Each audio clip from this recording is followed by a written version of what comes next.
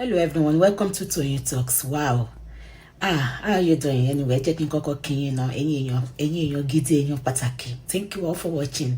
Thank you for following us. And if you're new here, we say you welcome. Thank you for joining us. Bá ti ṣe mí, Yomi àti Kid Boss ní kẹ́ mú. Nǹkan ò ní ṣe. Ẹ ti put life me in danger báyìí o. You know they how long come after you. Bóyá ẹ̀sìn ò sí mí lánàá tó pè tán fún mi wọ́n nìyí. How? Àwọn ọ̀rẹ́ ìyá Kórèdé. Àwọn ọ̀rẹ́ ìbò láíláí kò possible. Ṣé ò rí tọ́ ọ̀rẹ́ ìyá Kórèdé pè sí mi lánàá ni? Èmi ò rí kankan àwọn ìyá ìwò ló ń Kórèdé. Wàláì tàláì wàláì mo fi náà ṣẹlẹ́rìí wàláì. Ọ̀rẹ́ ìyá Kórèdé ó lóun ọ̀rẹ́ ìyá Kórèdé mo fi Kùránì mo fi búra. Àṣòro pa ń ṣeré lánàá ni èmi mo rò pé wà láìfù pẹ̀lú wa ni tó pè mí sórí WhatsApp tó fún mi wọ́n ní wípé lórí pláfọ́ọ̀mù mi wípé ìyá Kórèdé àti Kid Boss jà wípé èmi mo dẹ̀ aláwẹ̀ lórí pláfọ́ọ̀mù pé kémi má yẹ kí Yomi kó ba pláfọ́ọ̀mù yìí jẹ́ nǹkan kan wípé òun àti Kid Boss ń fẹ́ra wọn. Kid Boss. Mo bẹ́tà bóyá gbà fún mi báyìí o. Jẹ́ tó fẹ́. Toro ti jìyà lórí ẹ̀ ó ti jìyà gan lórí ọ̀rọ̀ ẹ̀. Kid Boss ti jìyà kan ló ti jìyà gan lórí ọ̀rọ̀ ẹ̀ o. Tí ó bá ti wá gbà wo ló wá bọ̀ o. Àwọn Tí ó bá ti wá ẹlẹ́sìn. gbà. Ohun kọ́kọ́ jẹ́ méjì. Kí ló ń béèrè lọ́wọ́ mi? Mo ní mo send nǹkan sí kí ló ṣẹlẹ̀ àǹtí yín tí wọ́n nà wọ́n àbí bóyá wọ́n ń jà ní public. Kọjá àyè ni. Ẹ sábọ̀d. Ó ti pẹ́ fídíò yẹn ti pẹ́. Oh, okay. Mo ṣe Fídíò rí. tó ti lé ní 8 years. Wèrè làwọn èèyàn tó wá ṣẹ̀ṣẹ̀ ṣe bí ẹni pé tuntun ni. Wọ́n rí post nítorí pé ó ń drag Lizzy lọ́wọ́ àwọn warrior ló máa lọ release. Internet never forget ló ń jẹ́ bẹ́ẹ̀. In fact, àwọn èèyàn ṣá. Bí mo ṣe rí báyìí mo ní kí ló ṣẹlẹ̀ ìyá. Yáwà ló lù Yáwà. Yáwà tó wá síbí báyìí. Tó rántí Yáwà. Náà tó ń wá lọ́jọ́ kan báyìí. Yáwà ló lọ lù mọ́nu court. Inú court náà wà yẹn. Ó jẹ̀yà gan. Ọyàn ẹ̀ ó jẹ̀yà débi pé ọyàn ẹ̀ jáde nínú bra. Ó wá mì lójo. Ọyàn fò jáde nínú bra. Jésù ọjọ́. Àǹtí mi. Wọ́n wá ṣe gbé jáde bẹ́ẹ̀ ni pé ó ṣe ṣẹlẹ̀. Internet can never forget. Ìyẹn ló ṣe dá ká máa ṣe dáadáa. Mo wo nǹkan náà fídíò ẹ tó ṣe lórí page ẹ. Ìwọ náà ó ti sọrú nǹkan báyìí rí náà pé kéèyàn ṣe dáadáa in community. Bó ṣe rí nínú community ló máa sọ future ẹ. Future orí tí ààrẹ Starboard ṣe ń gbà tí ò mọ̀ tó rò pé kò sófo òun ló ti ń tẹ̀ láyé ẹ̀ sìn. Ó ń tẹ̀ láyé ẹ̀ débi pé ó affect ọmọ ẹ̀. Gbogbo àwọn ọmọ tó bí kò sí tó ṣoríire nu wọn. Mi ò fi rárá bo wàláì jẹ́ tó ṣe ẹlẹ́rìí mi nì ní tó máa kù mí kù níjọ́ ń gbèǹde àlòkè àmọ̀ òun lélẹ̀ mi fi ṣarabo débi pé ó àfẹ́ èmi kọ́gbọ́n látara ẹ̀ ìtorí ẹ̀ mo ṣe máa ń límìtì àwọn wèrè tí mo máa ń ṣe online mo máa ń límìtì ẹ̀ ìtorí ẹ̀ mo ṣe máa ń fi pákéjì sí wèrè tèmi because mo mọ̀ pé internet will never forget kọ́tà mi kú lónìí gbogbo àwọn fídíò tí mo ti ṣe tí mi ò mọ̀ pé ó exist náà máa gbé jáde. Wọ́n máa gbé jáde ṣáá ni. Torí ẹ o gbọ́dọ̀ wà very careful nínú community bó bá ṣe o gbọ́dọ̀ ṣe jẹ́ èèyàn dáadáa láwùjọ. O gbọ́dọ̀ jẹ́ èèyàn dáadáa láwùjọ èèyàn tó fi ń yangàn kì í ṣe èèyàn tó ń banújẹ́ worú kọfí yẹn wo life tí kọfí live. The same life tí ìyẹn Starboard live tó pa asán òun ni kọfí náà live. Tó máa fọwọ́ bu ọmọ títí ẹ̀ tá máa bá yé àwọn ọmọ ọlọ́mọ jẹ́ online a máa fọwọ́ bu àwọn ọmọ tiẹ̀ a máa wò pé káwọn ọmọ tiẹ̀ di mílíọ̀nìà yẹn Starboard máa ń rò pé kọ́mọ òun di mílíọ̀nìà ó wish bẹ́ẹ̀ ọlọ́run ò fún ní ọlọ́run ò grant ẹ̀ fún. Ọmọ ẹ̀ àkọ́bí ẹ̀ ó ti wà ní àdéjọ 20 something year ló ti wà widow ló ti di opó láti ìgbà kò sí tribe tí àkọ́bí ò tí ì fẹ́ rí. Ó ti fẹ́ Congo rí wọn ò rí lọ́nà lọ ó fẹ́ Ghana ó fẹ́ Cameroon kò sí tribe tí ò tí ì fẹ́ rí tó fẹ́ Nàìjíríà ìyẹ́ ló dẹ̀ máa fi ń ṣe nǹkan àlejò ìyẹ́ ló máa ń gbé fọ́kùnrin fúnra ara ẹ̀ níbi tí yẹ sábọ̀dù ń wá tó ń wá kọ́mọ òun rí bùgbé kọ́mọ ẹ̀ lè rí bùgbé so wàá máa fọwọ́ bu ọmọ tiẹ̀ nu ilé wàá máa bá yé àwọn ọmọ ọlọ́mọ jẹ́ online báwo ló fẹ́ kí tiẹ̀ náà dáa o ti get. Bẹ́ẹ̀ni sir, I get you now. Lọ bá mi wẹ́n tó wà nù chief yìí chief. Àṣesílẹ̀ làbọ̀ wá bá. Àṣesílẹ̀ ni o. Mọ́mí ẹ ká sàn wá. Mo fẹ́ límìtì wèrè mi online. Torí ẹ o gbọ́dọ̀ límìtì wo nǹkan tó gbé jáde tó dàbí àná. Ọlọ́ àná mo rò pé ṣẹlẹ̀. Ọ̀rọ̀ ẹ̀ dẹ̀ ti lé ní 8 years bó ṣe wà yẹn. Ó ti lé ní 8 years. Wow. Tìzúwẹ̀ ẹ ṣáà ti ń gbọ́. Ó ń bú ọba ni wọ́n nà fún ó ń bú ọba. Ó ń bú Ọọ̀ni of Ifẹ̀ ló fẹ́ bayé ó ní dandan àfi tóun bá bayé Ọọ̀ni of Ifẹ̀ jẹ́. Yẹn náà fi bá wí yẹn náà fi nà ó. Tó. That is that about that. About that. Then ṣé ẹ ti dé kí tó máa lọ? Yàrá kí ló wí? News Ìyábọ̀ Òjó àti ará Tanzania ṣe ti rí yẹn. Kí ló tún ṣẹlẹ̀? No, ìyẹn kàn sọ fún wọn pé ó ń wọ̀nà ọmọ Ìyábọ̀ Òjó pé kóhun àtọkọ ẹ̀ kan yé post pé for now kán má tiẹ̀ bí oṣù márùn-ún ará Tanzania kan láwọn fẹ́ ṣe election pé kán má post rádaràda kankan àti ọkọ àtọmọ in fact ìpèlú àwọn country àwọn jọ àwọn lójú wọn ò fẹ́ so Ìyábọ̀ Òjó wá dá lóhùn padà. Mo ní àwọn èèyàn pẹ̀lú wàhálà ṣé post táwọn yẹn ń post ni ò ní jẹ́ kí Ìyábọ̀ Òjó wa èsì wo ni Ìyábọ̀ Òjó sọ. Ó sọ fún ni o pé kó fi tiẹ̀ ṣe tiẹ̀ kó máa mo ti send ẹ̀ sí yín mo send méjèèjì sí yín ẹ wò. Ìyábọ̀ Òjó. Ó defend ọmọ ẹ̀ gidi ni tó dẹ̀ sọ̀rọ̀ sí ẹni tó sọ̀rọ̀ sọmọ ẹ̀. ṣé wọ́n mi tún padà sí Nàìjíríà. Wọ́n á mú èèkà ni mo ṣe ń wò pé ìyá Mohbad ṣóun ríra ẹ̀ ṣóun ráyé ẹ̀. Kidboss. Sá. ṣé wọ́n mi tún padà sí Nàìjíríà? I don't know honestly.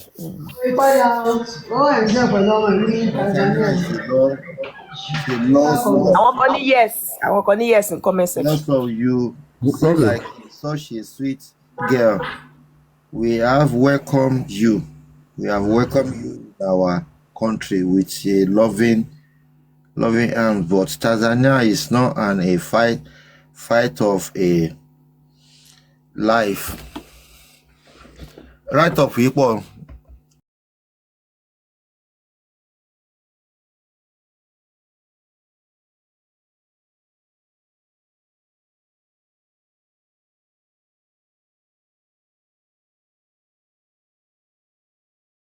To be Mr. Yomi's fan. So that pé ìgbà tọ́rọ̀ forensic yẹn ṣẹlẹ̀ ó ń sọ àwọn ọ̀rọ̀ kan against the forensic and Yomi himself. Ó dà pé torí ẹ̀ làwọn yẹn ṣe ń wò pé bóyá ó ti change ẹnu ẹ̀ fún Mr. Yomi. I think that's one of the reasons why they are dragging him. So I don't know because èmi náà ọjọ́ tó ń sọ àwọn ọ̀rọ̀ yẹn I saw her talking about the forensic and she didn't believe Yomi actually, and it is fine. Kò ṣe pé dandan ni kó kéèyàn believe irú nǹkan bẹ́ẹ̀ yẹn, but my own is she should just be neutral. She get pé okay, má wulẹ̀ sọ síbi sọ sọ́hùn. She get her compromise. Yes, thank you sir. Má wulẹ̀ sọ síbi má wulẹ̀ sọ sọ́hùn. So ó dà pé gba àwọn ọ̀rọ̀ yẹn ni wọ́n lò against her. Tí wọ́n fi ń wò pé ó ti compromise, pé ó ti kúrò lẹ́yìn Yomi or something, or maybe she didn't stand for. Báwo tẹ̀ anybody ṣe máa rò pé máa bọ́ta ohun tí ò ṣẹlẹ̀ máa ló ṣẹlẹ̀. Because she even came on Mommy Anjola lọ́jọ́ èmi gan mo wà force láti sọ̀rọ̀ lẹ́yìn tó drop tọ̀ pé why kílé tó fi ń sọ̀rọ̀ bẹ́ẹ̀ yẹn. Àní kí yẹn tiẹ̀ pọ̀ gan-an. Èyí tí ò tiẹ̀ gbígbésẹ̀ tó ní kò sí forensic kò ní kíní kan. Mi mọ́ ọ̀dọ̀ gbogbo pálapàla tí wọ́n kàn sí kiri. Ṣé wọ́n rò bó easy ni kéèyàn irú King White anyway kéèyàn fi lẹ̀ kéèyàn máa wò náà ni.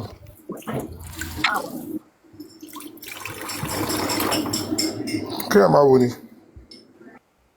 Ṣe ti get so èmi mo fẹ́ kó kàn clear part yẹn pé maybe I don't know cause àwọn ọ̀rọ̀ tó ń sọ lọ́jọ́ yẹn lóòótọ́ mi ò really understand. Yeah, she was there but she didn't talk about that part. AOA. torí ẹ̀ làwọn yẹn ṣe máa drag ẹ̀. I'm sure of that. Is Naimoli Bata engineer? But maybe we can talk about it later. Tí Uncle Lati bá ti fẹ́ máa lọ. Onílé, welcome. Thank you, Kid Boss. Good afternoon. Olori Ebi Akason, sir. Break the silence, Akason. Mommy Lighton, Expander, Sister Debbie, the Yeniki. Yes, sir. Onílé Ọ̀gá. Gbogbo ilé mo kí yín o, Akason. Adúpẹ́ sà mo wà sà. Mo lọ síbì kan ni. Happiness, sir. Bí mo yé débi tí nẹ́tíwọ̀kì wà ni mo ṣe ní kí n pè yín, mo wà lásábà. Ilé lọ sí látàbà. Bẹ́ẹ̀rì dáàdi ọ̀rẹ́ mi kan ni. All right. Yes, sir. Hello, sir. All right. I appreciate it. That's Yes, right. sir. All right, sir. So, tí Uncle Lati ò bá ti lọ, a lè sọ bọ̀ tó bá yẹ pé ká sọ later. That's my observation. Mi ò kò ṣe Ẹ pé. lè máa sọ èmi tí wọ ṣẹ́ báyìí náà anyway, ẹ lè máa sọ̀rọ̀. Oh, okay. If she can come up, let's bring her. Ọ̀rẹ́ mi.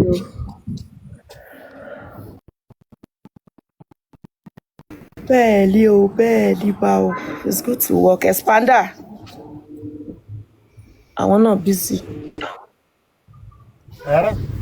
Bóyá kẹ̀dẹ̀ ẹ̀ tó bá ti dọ̀la, a máa sọ̀rọ̀. N tó funny, Kid Boss. Yes, You know, all sir. these people before they can even come out. Content tó lè máa sọ pé ó rí lo kò rí lo. At least they will be able to say, we know your source. Or àmọ́ bó ṣe rí. Àmọ́ bó ṣe.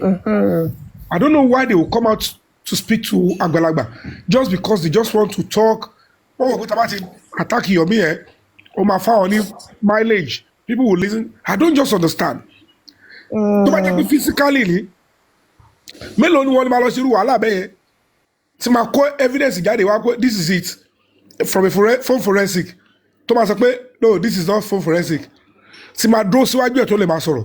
Àbíwájú èèyàn gé àwọn pé what is your proof? Kí ni dandan ni kí antagonize it? It's not even compulsory to analyze it.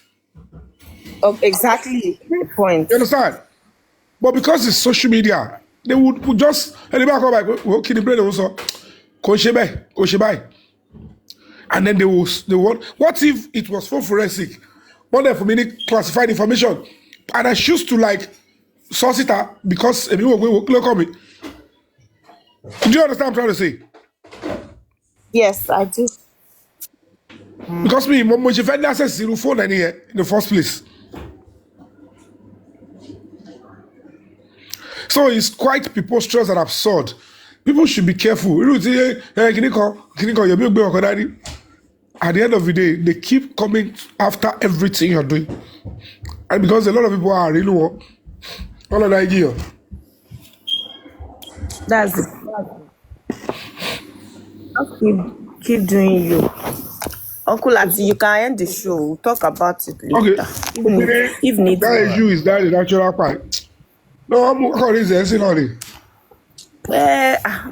We need to know our stand now. Only die, but then again, because they are about to something. Ó ti wà ńlẹ̀ kò lè kúrò mọ́. So better kí wọ́n. Mo mọ̀ ọmú kan fi hàn yín ni. Ó yá ẹ máa lọ. A ti ṣe tán náà. Bọ́ ẹ ṣiṣẹ́ sí máa sọ̀rọ̀ lọ, mò ń gbádùn yín. Because being neutral is it for me. A ti sọ̀rọ̀ nípa bí àwọn èèyàn ṣe ń wò wá ń sìn. The way people look at you, ó máa yàtọ̀ tó bá ìwọ tó jẹ́ pé òun fẹnu kan praise èèyàn tẹ́lẹ̀. Kó dẹ̀ pé suddenly you change. People will want to know why you change now. Clay to fi change. Why the sudden change? Olori gbogbo ẹ̀. And tó bá wá change. O wá expect pé kó kàn slide bẹ́ẹ̀ yẹn. Natural death báwo? No, now there is always a reason for your action. Olori gbogbo ẹ̀ tó fi fún agbo kínní ìlara kí ẹni máa mọ̀ bó ṣe tó. Because at the end of the day, even the government àtàwọn tó pa Mohbad gbọ́mọ̀ pé if this is the way we have been doing from beginning, like I'm saying, it would have been better. So it would have given us something or a serious leeway. And whatever the case may be, bá ṣe yọwọ́ King White kúrò gbà yẹn, they were making an attempt on the extension. Tí wọ́n bá tún sáré lọ lo pé bóyá àwọn lára wa. Torí pé àwọn atajọ́ mọ̀ tó bá yẹ pé mi nìkan pẹ̀lú àwọn ọlọ́pàá tó ṣe extension ẹnìkan lámọ̀ ni would have gotten a leeway. But one way or the other, they know the extension is legitimate. But how can they corner this guy? Bí ẹjọ́ ẹ pick Abiros up ẹjọ́. Do you understand? And the next thing they did, they transferred the Ó case. dàbí pé Abiru ya ti fi sí private. Mi ò Oh, rí okay. request wọn. Uncle Lati ló lè rí pick on. Okay. So bọ́yẹ transfer case yẹn padà sí pàǹtí yẹn. Mo ti wò pé àwọn pè tí wọ́n ti mọ nǹkan tá à ń ṣe lábẹ́, they knew about it. And it wasn't just an easy stuff. Kò ń ṣe nǹkan kékeré. Nígbà tá a gbé ọ̀rọ̀ Wùnmí jáde pókè o, she has been invited. There is a warrant of arrest. Bí wọ́n ṣe bọ́ta tí wọ́n ní kò sí warrant of arrest, kò sí kankan. And at the end of the day, wọ́n mú iye wàhálà tó ṣe lẹ́yìn. Báwọn lọ́ọ̀yà ṣe ń kó oríṣiríṣi wá, tó ń lo àwọn èèyàn lára wa, tó fi ń gbẹ́bọ̀dè. Ẹ ti understand? Tó tún lo lára ọlọ́pàá bẹ́ẹ̀. They were just doing so many things to frustrate and the truth of the matter is this. See me, Bama Tua give you updates to the public at that crucial time. I tell the debit day. Because only by they know that you want the public to be behind you, you need resources and funds. Certainly you must be able to come and give updates.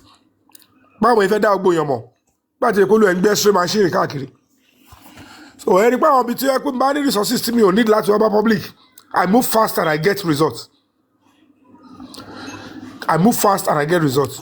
But once it will be hear me fully see, as in over fully. Emma will not bounty. Emma will not.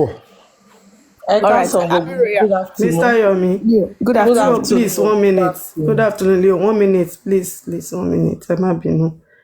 Good afternoon, everyone. Only break the silence. Kick boss, Sister Debbie Spanda, Yeye, and Sister Leo. So everybody, I just want to refer to what Kick boss said about Neimoli. I want us to move on. Yeah.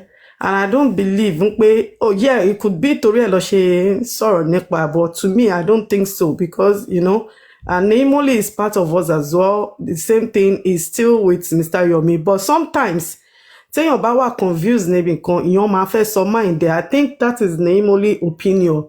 You understand? Same thing not answer nípa ọ̀rọ̀ bàbá. Ṣé understand? Same thing not answer nípa ọ̀rọ̀ bàbá no like tí ọba ní mistake ṣe mọ̀ pé ẹni a ní right láti sọ pé why ìtẹ́ ṣe máa gbà báyìí, why ìtẹ́ ṣe sọ báyìí, why ìtẹ́ ṣe báyìí.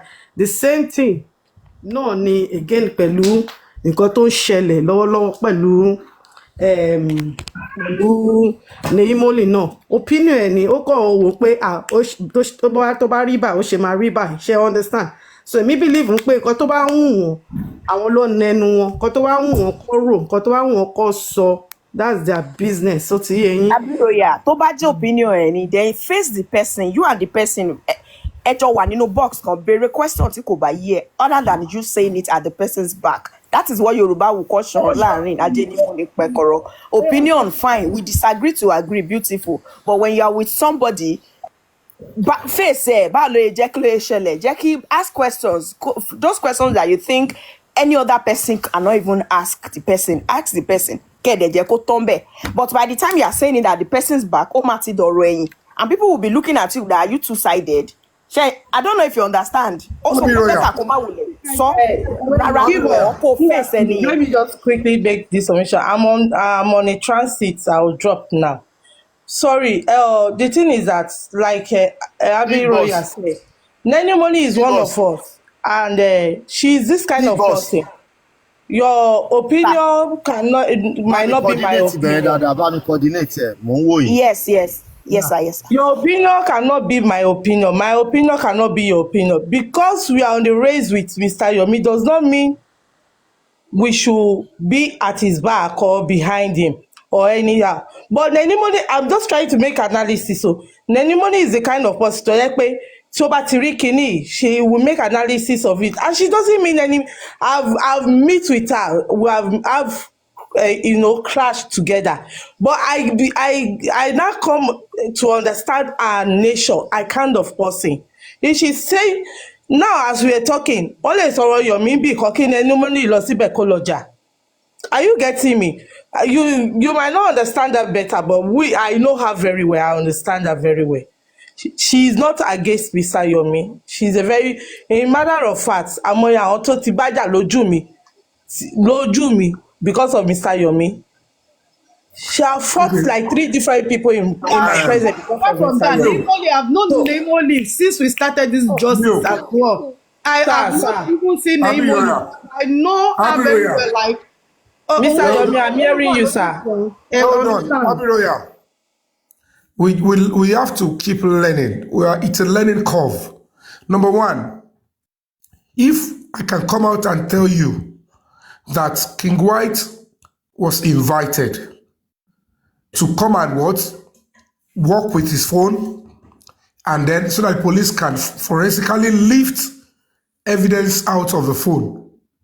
And if I can come public to say that it is too premature for anybody who is not part of the investigation, who was not part of even the whole stuff, to come out and say, this is what forensic is not forensic, is not this. Because at the end of the day,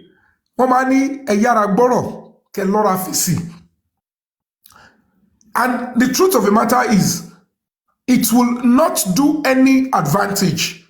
Because as at that time, whether it was phone forensic or it was patakupa forensic, something came out that would give us an insight into what we originally we will not know from somebody that we know is shielding a major witness. In fact, Lati Berekpepe, over a year and a half, he is being shielded by police and the family from speaking his truth. So if the person to answer around there, Timba Bati pariwo síta, ipe lágbájá o, ìjọba ẹ gbà mí o, this is the person shielding my son from coming to tell me, even since I lost his brother, he has not come to me. They are not allowing him to come. And that person, somebody is now trying to go deep and say, let's extract things out of him. Either way is this. You are not even a place to know and verify immediately whether it is phone forensic or patakpa forensic. Because at the end of the day, something was extracted from that phone. And if I could come out and say that it is still premature for anybody, I will say it. Even as at that time, until the AIG himself,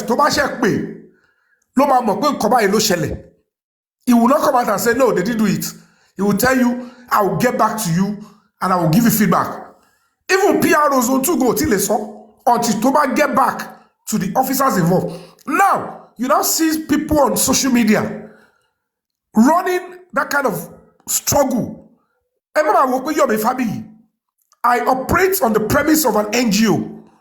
And that is something that I cannot trade unnecessarily with anybody.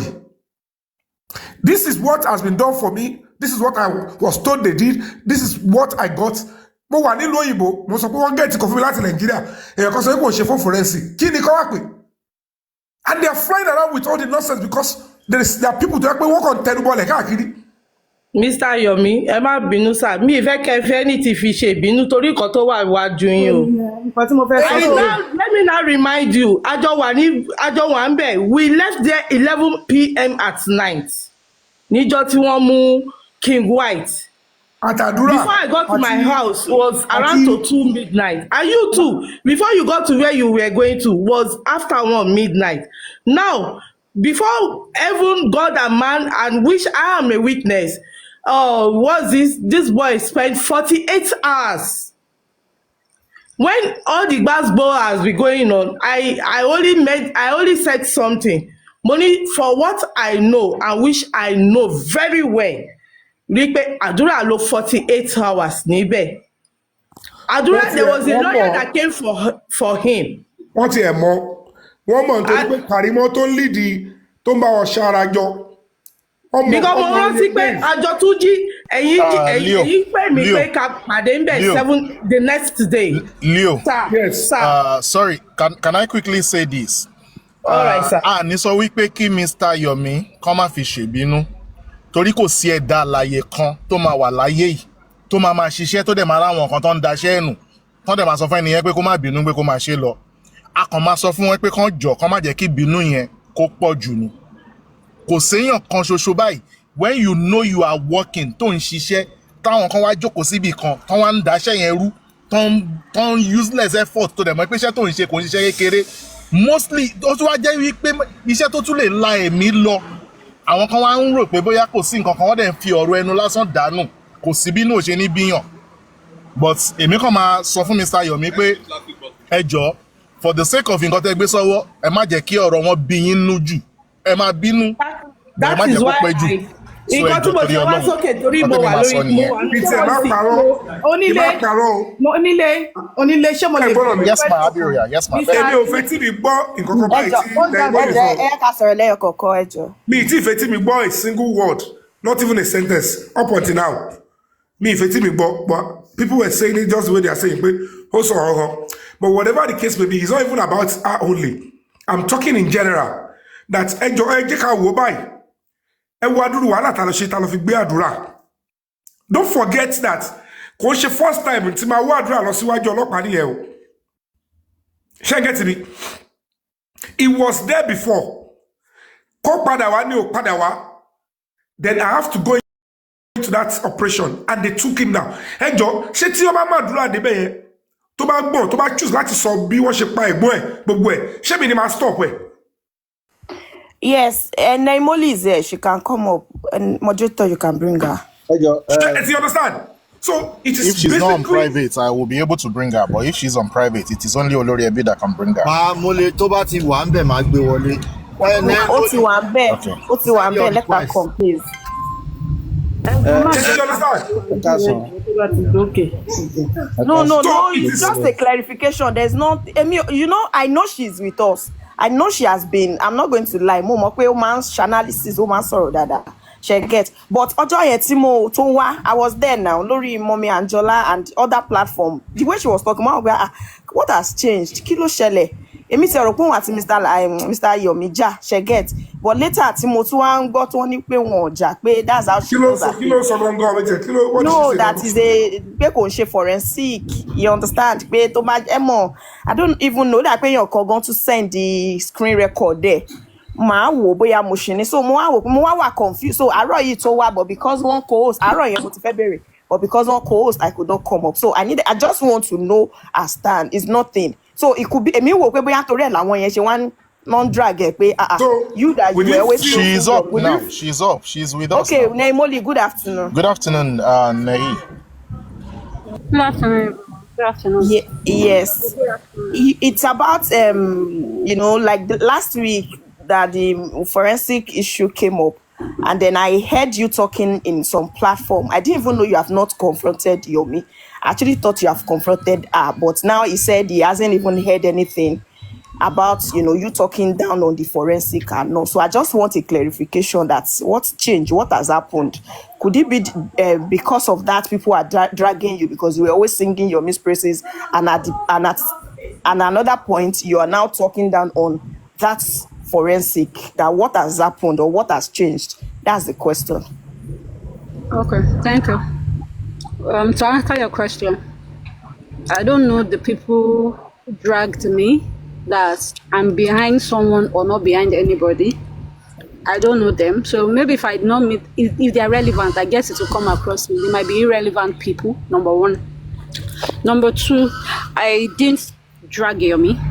And I'm sure you were on this live stream that day. If you're a moderator, I think your name popped up, or I will go and check.